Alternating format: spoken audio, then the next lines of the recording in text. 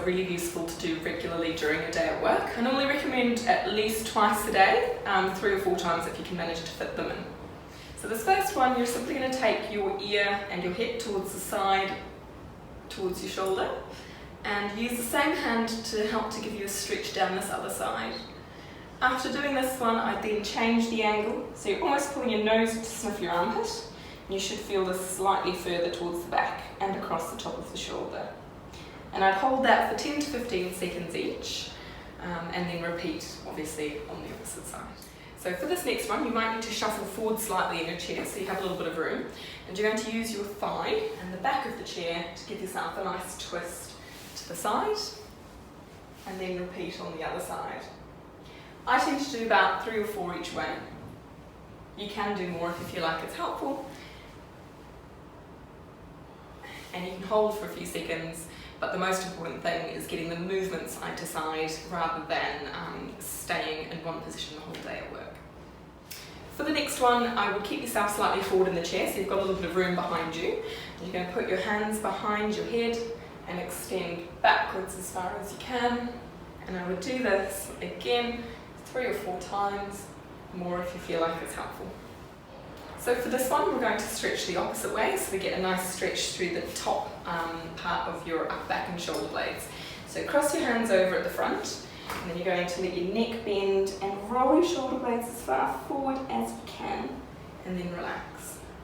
Again, I would do this one 3 or 4 times, but it is also quite a nice one to hold in this position for 5 or 10 seconds, so you can really feel the stretch through the structures of the back.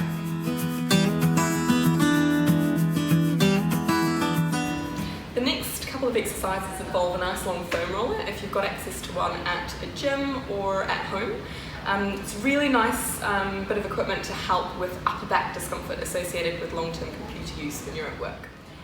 So this first one involves just lying on the foam roller. You want to make sure that your tailbone is right near the end, which will mean that your head can rest on the end of the roller. And literally just lying here and having a bit of a rest. If you're finding you're tight through the front of your chest, you can do a snow angel or leave your arms out to the side to feel a bit of a stretch through the front of your shoulders.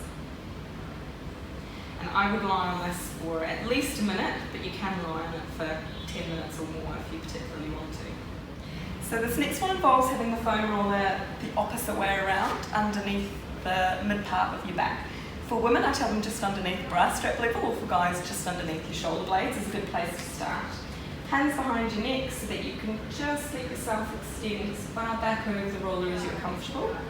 And I would do 3 or 4 at each level. You can pause down the bottom if you like. And then I would move the roller up your back somewhat and repeat. And the highest I would go is near the top of your shoulder blades, because if you go too much further than that, you're likely to have the roller slip out from under you. So this next exercise is really useful if you are a gym bunny or if you've got a few bits of equipment at home. With long-term sitting at a computer or at a desk, you tend to get a little bit tight through the front and weak through the back. So this exercise is a bent over row. Make sure you've got your hand and knee supported on the bench and the opposite foot on the ground, and then a weight hanging in your hand. You want to pull your elbow back towards your hip, to tuck your shoulder blade back towards your spine, and then control it on the way down. I would use a weight that you're comfortable with to do about 10 reps at a time and maybe 3 sets.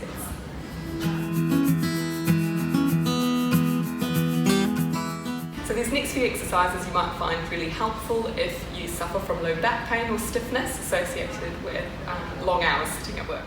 So the first one is your cat-camel stretch, where you arch your back towards the floor as far as you can, and then you tuck your tailbone and arch up like an angry cat. And you can repeat this 4 or 5 times, or however many times you feel necessary really, to help ease discomfort. So this next one involves a bit of rotation, which is really handy if you're in quite a bit of discomfort through your lower back. Just twisting knees side to side and feeling a stretch in through this lower part of your back. You can hold for as long as you like, but I tend to rotate side to side. And if you're not in as much discomfort and need more of a stretch, you can just pull that top leg out straight at the top. which will increase the amount of stretch that you feel. I find most people with low back pain tend to have a bit of tightness through their glutes. So this next stretch, if you bring your knee towards your opposite shoulder and pull that shin around, should give you a really nice stretch through your glutes. I get people to hold this for at least 30 seconds, but sometimes a minute or more, so that you can kind of change the angle on that and feel a stretch to various elements of your glute muscles. This last stretch you can do at home or next to your desk at work if you're comfortable to do so. And it's simply sliding your hand down the side of the same leg and then off to the opposite direction. You should feel a nice stretch up the side and a little bit through your back as well. And it's helpful to get your back moving rather than spending the whole day in a static position. If you like, you can get a bit of a stretch going to the opposite knee, and this should increase the stretch that you feel off to the side of the back rather than necessarily just down the side of your trunk.